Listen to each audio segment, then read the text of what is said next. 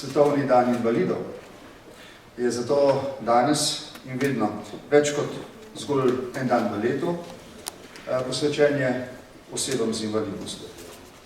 Ker poteka prav v začetku meseca lepih želja in tihih pričakovanj, je to tudi lepa priložnost za razmislek.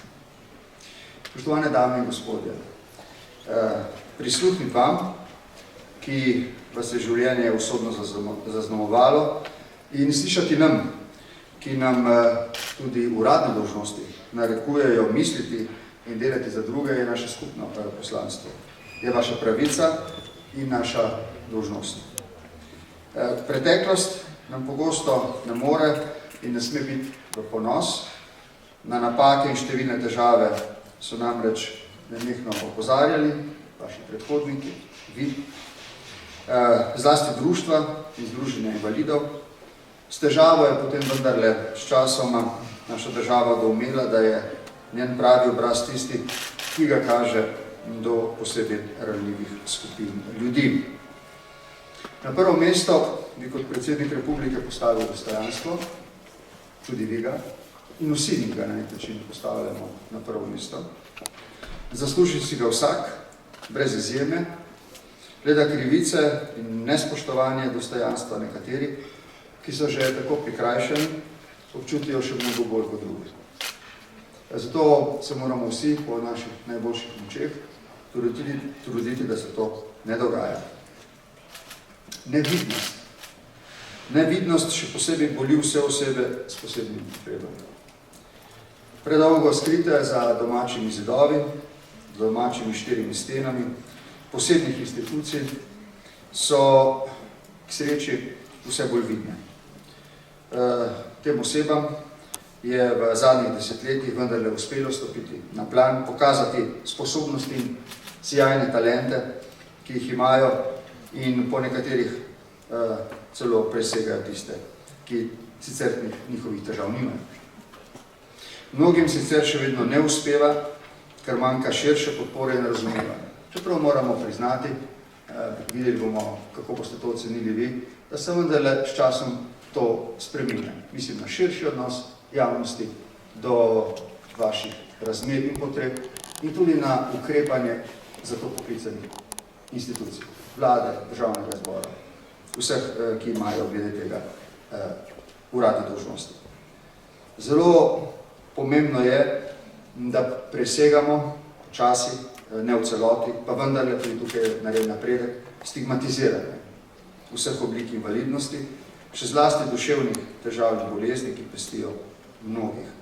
Pri tem želimo poudariti pomen osveščanja o pozitivnem dojemanju invalidnosti, kako tudi do prenosa invalidov k dobrobiti in razvoju družbe. Nočemo, da se na nas gleda zgolj, kaj in kakšno pomoč potrebujemo, temveč da se na nas gleda kot enakopravne in enakovredne člane, ki dajo pomemben prispevek k razvoju družbe in da tudi v praksi preidemo v sistem vključevanja in polne participacije družbe. Mednarodni dan invalidov je tudi priložnost narediti prerez stanja na področju invalidskega varstva v Sloveniji. In pri tem seveda ugotoviti, kje so glavne težave in izzivi, s katerimi se soočamo.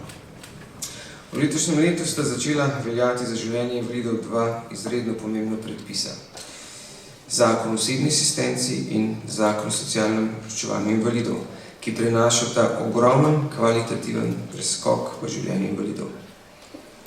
Na različen način urejata področja, ki omogočajo samostojno življenje invalidov in zagotavljata enega od osnovnih pogojev za neodvisno življenje. Kljub temu ugotavljamo, da se po 11 letih od ratificiranja konvencije o pravicah invalidov ta še vedno ne izvaja v celoti oziroma se pogosto krši. Mnoge človekove pravice invalidom še vedno niso omogočene oziroma niso omogočene na enakovreden in enakopraven način. Bistvene kršitve konvencije so vezane na dostopnost fizičnega okolja, prevoza in informacij ter komunikacij, enakost in nediskriminacijo, delo in zaposlovanje, sodelovanje v političnem in javnem življenju, ozaveščanju in na obveznosti temeljitega posvetovanja z invalidi in druge.